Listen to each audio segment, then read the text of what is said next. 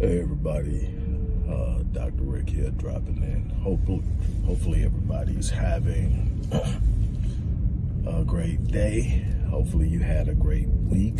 You're prepared to do whatever it is you do on the weekend. Tomorrow I'll be working. Sunday we'll be spending time with the family, but it will be a good weekend regardless.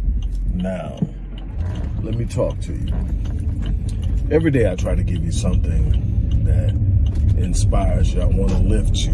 I want to encourage you. I want to help you grow and become everything that you desire to be and to have everything you desire to have. And my goal is to touch a part of you that needs to hear what I have to say. But today what I'm going to do is something I do all the time, but I'm going to make it a focal point, and that is to reach out and demand a level of accountability. Because here's the reality.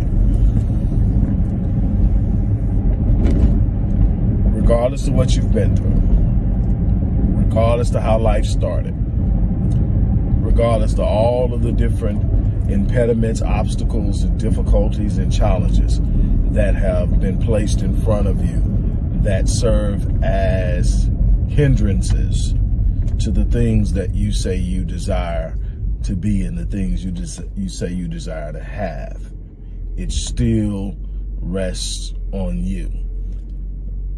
You can look and focus on everything that's wrong. You can look and focus on what other people are doing. You can look and focus on what seems unfair, what opportunity someone got that you feel they shouldn't have gotten, or you should have gotten the same opportunity. You can focus on all of those things. It'll give you plenty to think about. It'll give you plenty to complain about. But at the end of the day, it does absolutely nothing for advancing yourself. So what does that mean? That means that at some point you are going to have to own your yearnings and your desires to do something special, something extraordinary, something phenomenal with your life. It's going to be on you. You're going to have to sit up and say, you know what? I'm going to create a plan. I'm going to invest in myself. I'm going to go out and learn something. I'm going to take a course. I'm going to take a class. I'm going to develop a skill set. I'm going to hone my craft. I'm going to beat on my craft. I'm going to beat on this gift that is planted inside of me. I'm going to go out and get what belongs to me, and I'm going to fight to the very last breath to make sure I have it. I'm not going to sit up and focus on what didn't happen. I'm not going to focus on what somebody took or what I believe somebody took. I'm going to focus on what I have inside of me, what I desire to do, what I desire to have. I'm going to ask myself daily, how bad do you want it? I'm going to ask myself daily, do you got what it takes? I'm going to ask myself daily, are you daring to quit? And then I'm going to push myself. Stop looking at all the things that didn't go wrong. What you focus on is what you feel. What you focus on is what you give power to. It's time to stop. It's time to get started.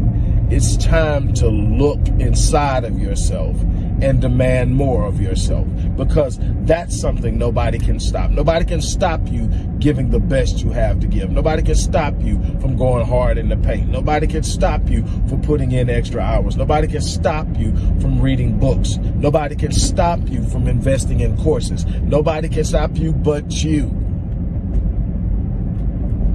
Yeah, I know. I've had some crazy stuff happen to me. My life definitely did not start out on the right track. I could easily have focused on that. I could have easily stood up and said, this sucks.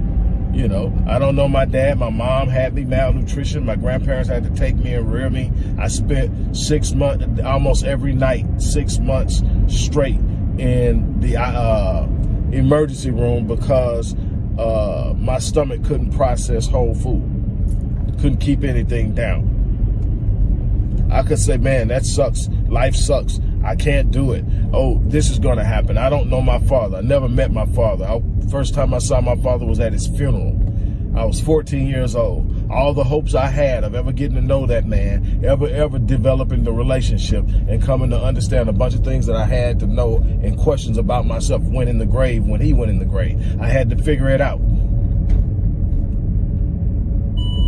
Then the man that decided to take me and rear me, my great-grandfather, my mother's grandfather, he passed away at 25. He taught me everything I knew. Then he left me at 25.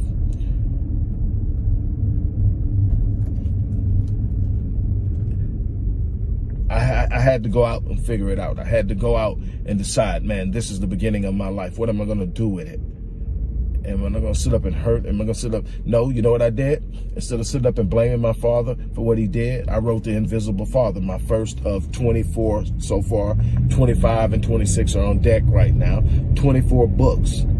The Invisible Father, Reversing the Curse of a Fatherless Generation.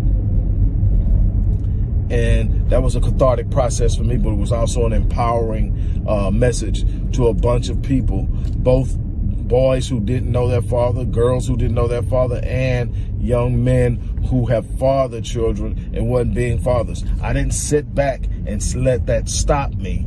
I let it motivate me. I let it push me. I dared to rise up and meet the challenge. That is what I am trying to get you to understand right now. Nobody owes you anything, despite what you may think. So this is my challenge to you. Get up, go out there, and make it happen.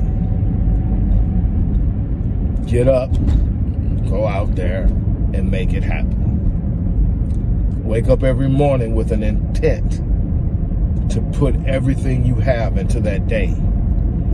As I always say, I live my life on full so that when I leave this place, I die on E. I'm telling you.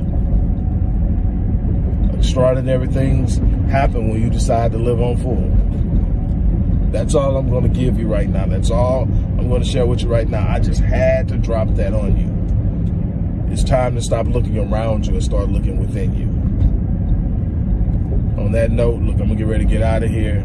Check the description box to see what resources are in the box. But whatever you do, you got to start holding yourself accountable. On that note, I'm out of here.